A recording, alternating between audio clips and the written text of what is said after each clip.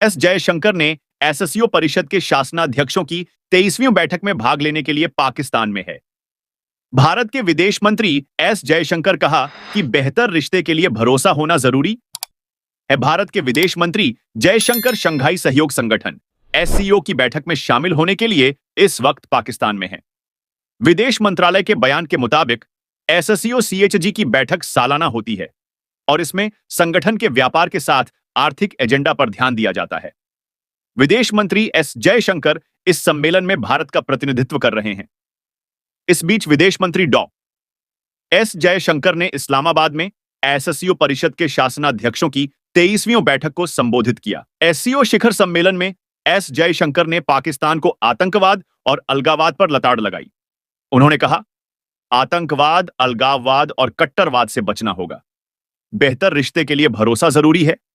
सबकी संप्रभुता का सम्मान करना जरूरी है।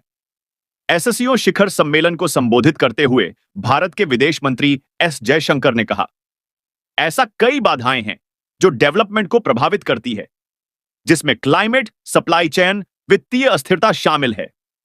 विदेश मंत्री एस जयशंकर ने कहा, एससीओ का सबसे पहला लक्ष्य आतंकवाद, अलगाववाद और उग्रवाद का मुकाबला करना है और यह वर्तमान समय में और भी महत्वपूर्ण हो गया है।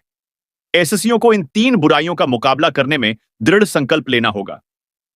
इससे पहले पाकिस्तान के प्रधानमंत्री शहबाज शरीफ ने इस्लामाबाद में एससीओ शिखर सम्मेलन के आयोजन स्थल पर विदेश मंत्री डॉ एस जयशंकर का स्वागत किया।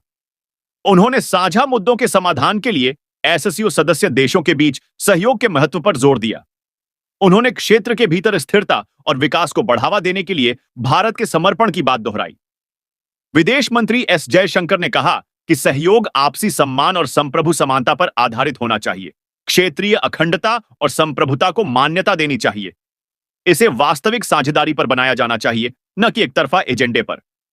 सीपीईसी की ओर इशारा करते हुए विदेश मंत्री एस जयशंकर ने कहा, अगर हम वैश्विक प्रथाओं को ही व्यापार और व्यापारिक मार्गों के लिए आगे बढ़ाएंगे तो एससीओ प्रगति नहीं कर सकता है। साल 2015 में चीन पाकिस्तान आर्थिक गलियारे सीपीईसी की घोषणा हुई थी। यह परियोजना पाकिस्तान के कब्जे वाले कश्मीर से होकर गुजरती है, जिसे भारत अपना क्षेत्र मानता है। इसका उद्देश्य खाड़ी देशों से आने वाले तेल और गैस को बंदरगाह, रेलवे और सड़क के जरिए कम समय और कम खर्च चीन लाना है।